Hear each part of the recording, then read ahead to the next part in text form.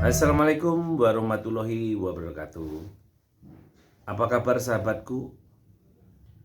Saya berdoa semoga kalian sehat selalu. Tentunya teman-teman tahu ya bahwa di media sosial ini sekarang lagi perang yang namanya puisi. Bukan perang nuklir ya, tapi perang puisi. Ya. Di sini DJ anak jenderal ya membalas pantun yang dibikin oleh R itu sendiri, yang narasinya ya mungkin tidak nyaman lah. Bagaimana dia mengumpamakan anjing yang ditolong, bagaimana anjing itu dikasih makan, bagaimana anjing itu yang seolah-olah tidak tahu diri. Nah, pertanyaan saya gitu kan, siapa yang dimaksud anjing? Semuanya masih bias. Karena narasi-narasi ini yang dibalut dengan yang namanya puisi, yang dibalut yang namanya seni, ya. Karena semuanya itu kan hanya untuk apa? Ya. Supaya tidak kena yang namanya undang-undang ITE. Nah, semuanya udah tahu, ya. Anak TK juga paham. Tapi akal waras kita, ya tentunya saya sebagai orang Indonesia, saya sebagai pribumi, bahwa pantun yang disampaikan oleh saudari R. Jadi wajar saja ya, narasi yang dibangun, narasi yang dibikin itu ditujukan ke pribumi. Karena dia bukan pribumi. Kalau dia pribumi, dia tidak mungkin ya jeruk makan jeruk. Keresahan saya, mungkin juga keresahan Anda.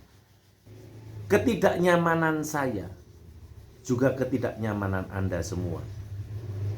Untuk itu teman-teman ya, puisi apa yang sudah dibikin sama DJ anak jenderal guna untuk mengimbangi puisi saudara R ini? Kita simak. Puisi ini berjudul Lonte Arab, karya DJ anak jenderal. Pagi tadi ada lonte Arab berlari ke sana kemari di pinggir kali. Dia kesal tak ada tamu yang datang sejak malam hari.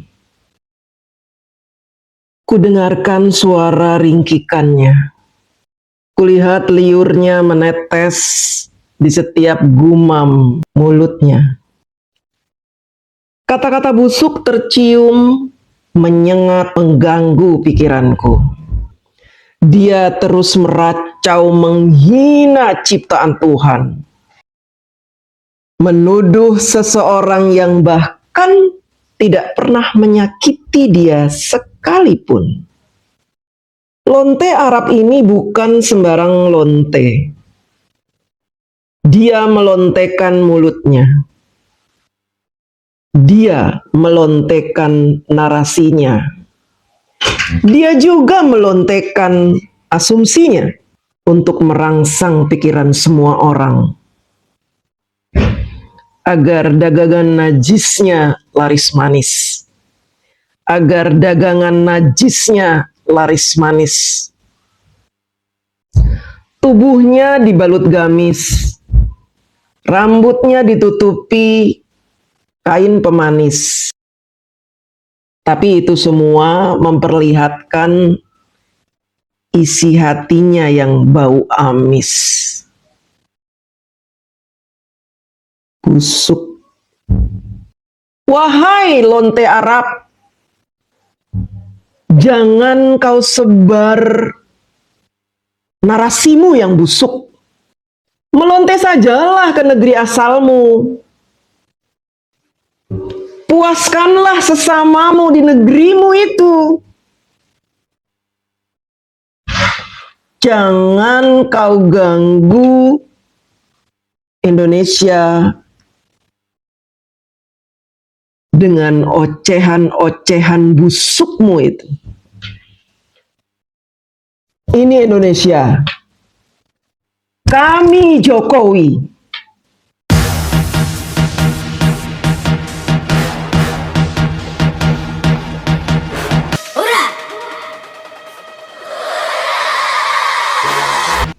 mendengar puisi yang dibawakan oleh penciptanya sendiri, Rahma Sarita. Ini bukan kali pertama saya mendengar puisi-puisi yang berisi fitnah. Bukan kritikan, ini fitnah. Fitnah ya. Karya-karya Rahma Sarita ini yang berbentuk puisi, isinya semua fitnah. Tidak ada kebenaran sedikit pun. Dia sengaja membuat puisi supaya dia tidak terkena undang-undang ITE. Dia menyindir-nyindir, dia ambil tema yang menarik, tema yang sedang booming, dan memang bagian dia membuat puisi untuk memberikan sebuah kesimpulan bahwa Pak Jokowi itu pembohong, pendusta, koruptor. Dalam puisinya disebutkan apa? Mantan pejabat. Pak Jokowi dituduh NPD. Padahal teman-teman, NPD itu apa? Jangan kamu bahas NPD dari sisi kamu sendiri. Karena bisa jadi kamulah yang NPD.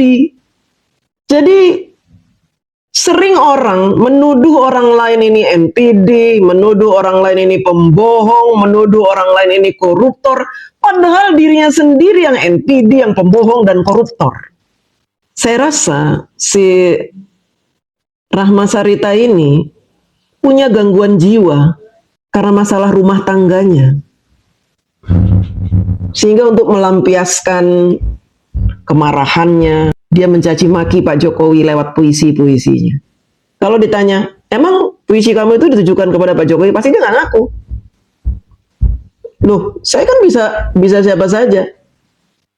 Itu kan bisa siapa saja. Itu kan hanya karya seni. Ndas muamoh karya seni. Karya seni kok terus-terusan nyindir-nyindir Pak Jokowi. Rahma Sarita, jangan pengecut kamu. Alasan mengkritik tapi membuat puisi. Sebutkan namanya. Jangan kamu umpet di balik puisi-puisi busukmu itu. Saya ingat puisi dia yang pertama itu, Negeri Para Penyamun. Kamu itu penyamun. Orang Yaman datang menjajah Indonesia. Lihat itu muka kamu itu. Lihat itu kaum kamu itu.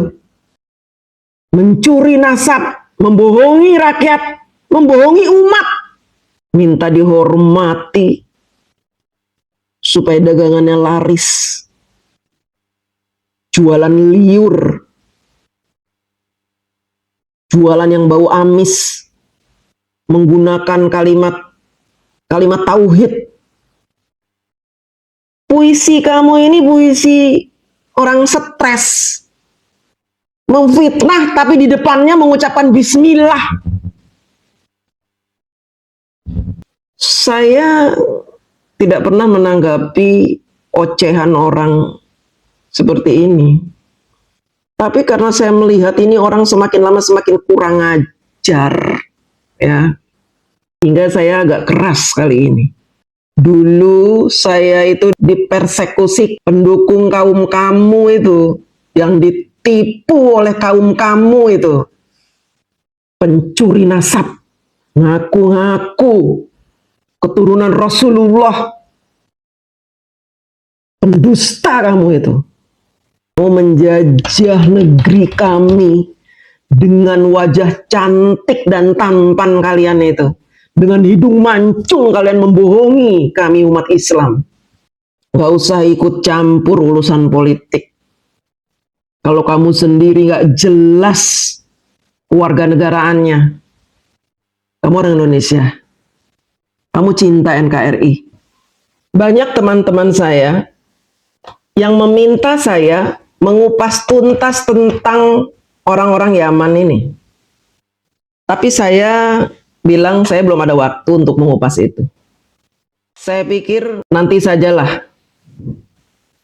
Tapi ketika saya dikirimi puisi si Rahma Sarita ini, saya akan mengeluarkan unek-unek tentang orang Yaman.